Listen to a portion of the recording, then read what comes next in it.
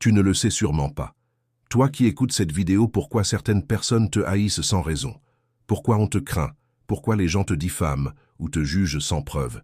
Reste jusqu'à la fin de cette vidéo pour découvrir ce que très peu de personnes savent. Sais-tu que tu as une lumière en toi appelée aura? La lumière de l'être, la lumière que nous avons tous, mais celle de certaines personnes, brille si fort au point qu'elle dérange. Écoute ceci attentivement, et tu seras surpris de découvrir ta propre puissance. Depuis la nuit des temps, l'humanité a su que l'être humain était bien plus qu'un simple assemblage de chair, d'os et de sang. Les anciens, ces gardiens de la mémoire sacrée, vivaient dans une harmonie avec le visible, mais aussi avec l'invisible. Ils savaient, par l'intuition, par l'expérience, par l'observation de la nature, que chaque être vivant est entouré d'un champ d'énergie subtile. Ils l'ont nommé souffle, lumière, halo, fluide, esprit. Et nous, aujourd'hui, nous parlons d'aura. Toutes les civilisations, sans exception, ont transmis la connaissance de cette entité, invisible. Les Égyptiens représentèrent leur dieu avec une lumière dorée autour du corps, symbole de pureté et de puissance. En Inde, les textes védiques décrivent les chakras, ces centres d'énergie qui influencent notre aura. Dans la tradition chrétienne, les saints sont entourés d'un halo lumineux. Chez les peuples autochtones, on parle de la médecine personnelle, une vibration unique qui dégage une force ou une fragilité perceptible sans mots. Ce que les anciens savaient, la science commence lentement à le redécouvrir. Recherches en bioénergie, en physique quantique ou en électrophotonique montrent que notre corps émet réellement un champ électromagnétique. Mais ce champ ne se limite pas à des données mesurables. Il est vivant. Il réagit à nos pensées, à nos émotions, à notre environnement, à notre foi intérieure. L'aura, c'est la voix silencieuse de l'âme. Elle est le reflet invisible de ton monde intérieur. Elle parle même quand tu te tais. Elle agit même quand tu restes immobile. Tu ne peux pas la voir avec tes yeux ordinaires, mais tu la ressens. Quand une personne entre dans une pièce et que son énergie te dérange sans que tu saches pourquoi, c'est son aura que tu perçois. À l'inverse, quand quelqu'un te met en confiance instantanément, sans même parler, c'est parce que son aura est claire, douce, équilibrée. Ton aura peut te protéger. Il existe de nombreux témoignages de personnes ayant échappé à des situations dangereuses grâce à une intuition soudaine, un ressenti étrange. Ce n'est pas le hasard.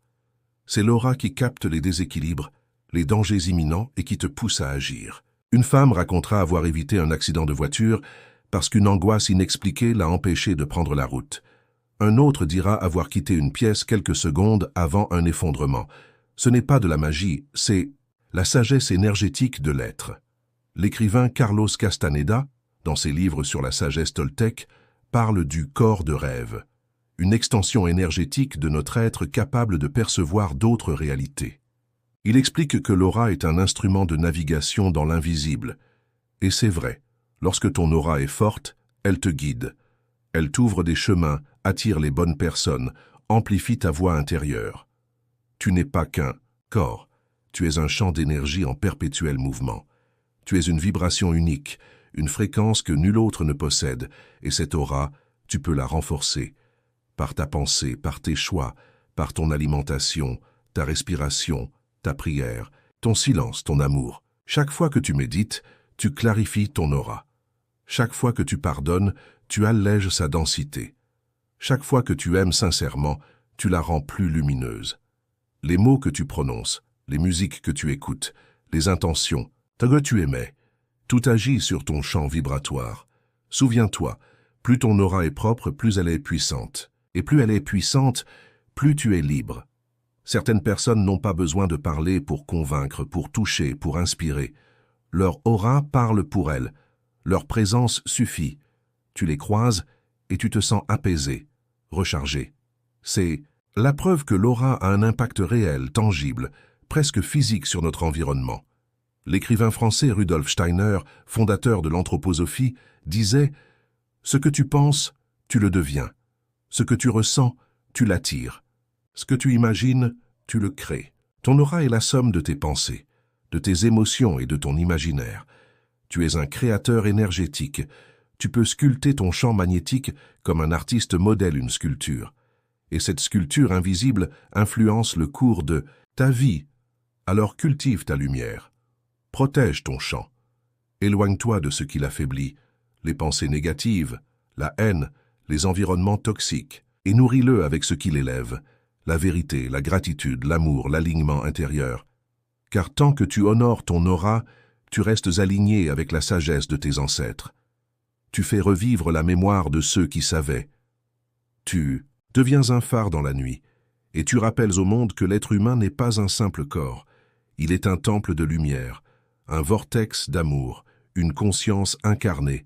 Alors marche avec dignité. Car ce que tu es dépasse de loin ce que tu vois dans un miroir. Tu n'es pas qu'un corps. Tu es une aura en mouvement. Tu es une catalyseur, ton âme est constamment en expansion. Tu es parfois ciblé par des personnes qui ont des pensées ou intentions mauvaises. Mais tu ne faiblis pas. Parfois, sans t'exprimer, ils te craignent. Alors dis merci à cette force invisible que tu as naturellement et qui non seulement t'accompagne, mais combat les personnes malveillantes sans même que tu t'en rendes compte. La scie. Dernière chose que je te révèle, c'est que l'aura est un don naturel, mais la maintenir en vivacité pour qu'elle continue de t'illuminer dépendra de toi, de ta bonté, de ta bienveillance à l'égard des autres. Reste bon et ton aura gagnera en puissance.